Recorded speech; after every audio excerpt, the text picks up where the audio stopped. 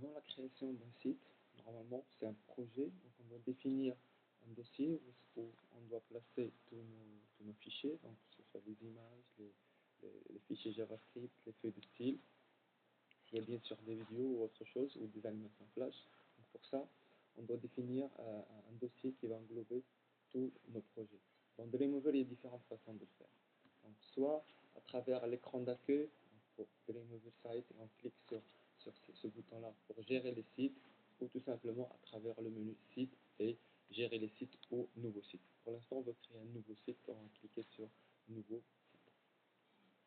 Il y a une fenêtre qui s'affiche, on a deux modes. Il y a le mode basique, en fait, c'est un assistant qui va nous permettre de créer un site web. Et il y a le mode avancé, en fait, c'est nous qui allons définir les différentes propriétés de chaque catégorie. Pour l'instant, on va commencer avec le mode basique. La première question qui se pose, c'est quel est le nom qu'on va donner à notre site web. Dans ce cas, on va dire exemple de site web. Ça, c'est le nom qui va apparaître dans la liste des sites qui sont gérés par Dreamweaver.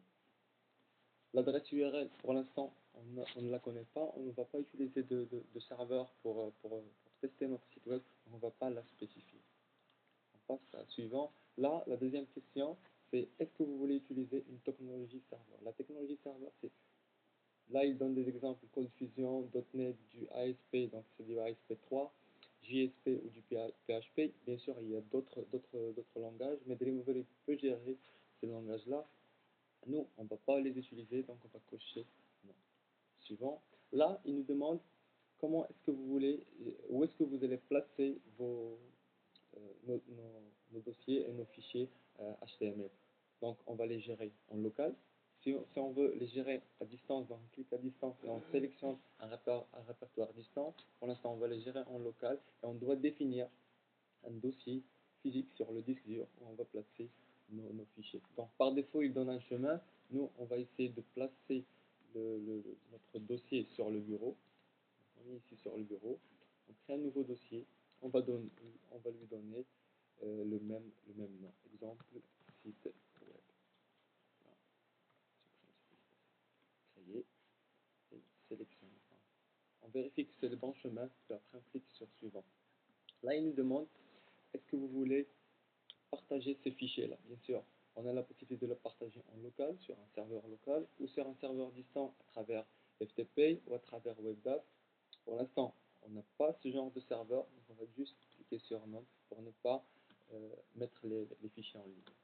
Là, on clique sur suivant. La dernière étape, c'est juste un récap, un résumé de ce qui s'est passé. Donc les informations qui ont été renseignées, c'est info local, c'est le nom du site, puis après le chemin. Les infos distantes n'ont pas été spécifiées. Bien sûr, le serveur de test aussi n'a pas été spécifié parce qu'on va créer des pages HTML. On n'a pas besoin d'un serveur pour les visualiser. Juste un navigateur suffit. Terminé.